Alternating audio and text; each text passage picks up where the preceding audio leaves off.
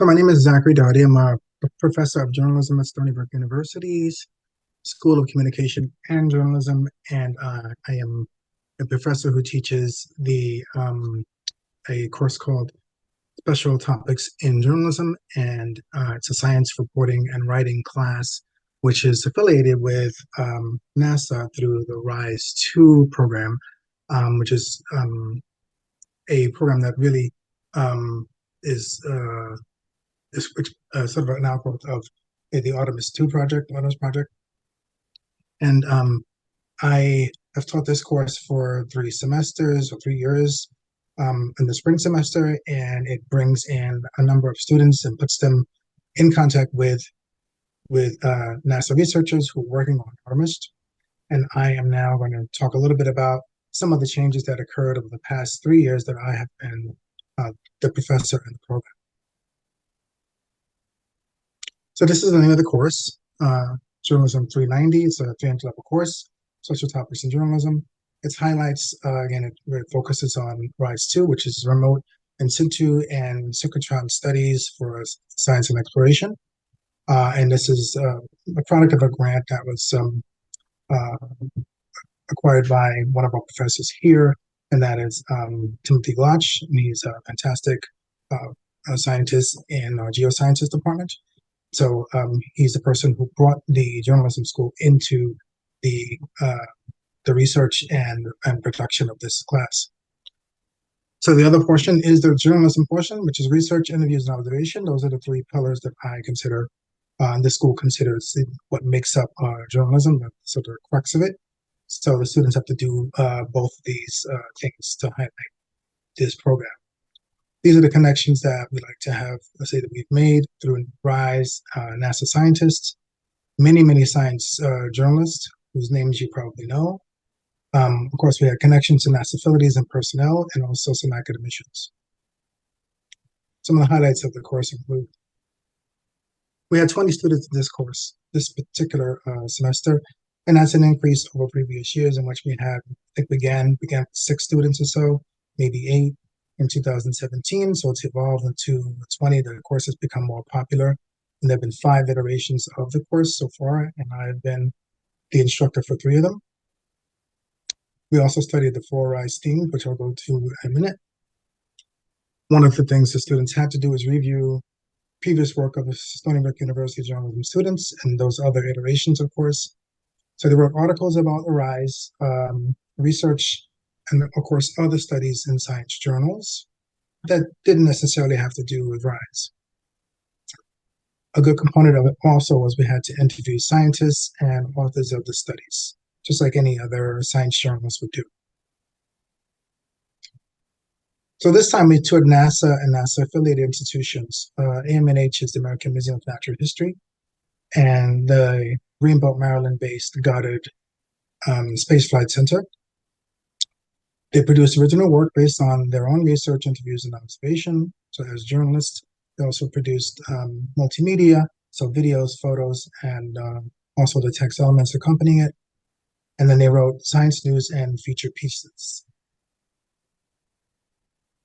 These are the RISE themes. So preparation for exploration, maximizing exploration opportunities, protecting our explorers, and maximizing science from returned samples. So the students they try to select one upon which they base their inquiries.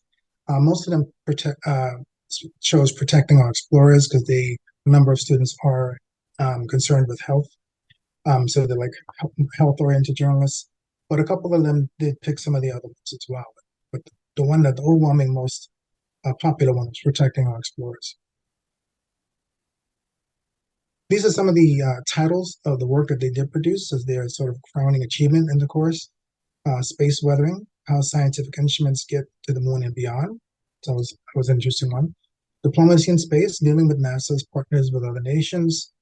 Error bars and handhelds versus lab instruments. One student was fascinated with the differences between the outcomes in terms of the accuracy of the measurements in the 2 types of instruments.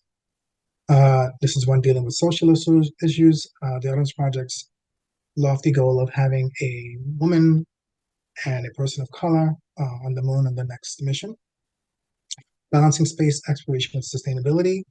In an era in which we are much more environmentally conscious, students thought that that would be something to explore as well. So these are 6 titles of probably 16 or so pieces that were written directly out of observing rise topics, and also some others that had nothing to do with rise. Connections that we made. These are photographs of our visit to the American Museum of Natural History.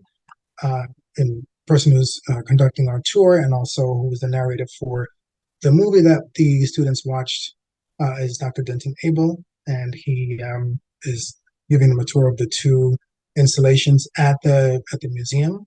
Fantastic exhibit he gave us. This is another trip that we took to Goddard Space Flight Center, and this is in March of this year. This is the whole class. I think I'm in there somewhere towards the back, maybe over here. And this is us inside of a classroom. This is Dr. Amy McAdam, who is talking a bit about the analog sites that we visited. This one in particular was about the Petrillo volcanic field in New Mexico. And that's one of the big differences between this particular iteration of the course and previous ones. In previous courses, we visited Petrillo volcanic field, and as well as the Mount Kilauea in Hawaii. And so this particular trip, we didn't get to go to those spaces in the field. We went to the labs where information is already processed and samples come to be examined.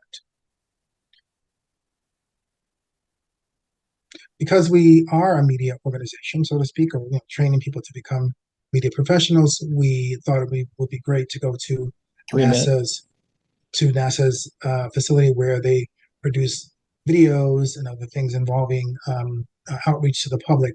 So this is at Goddard. There's a facility there, which is a very sophisticated media production facility, and this is one of the students who is documenting our trip.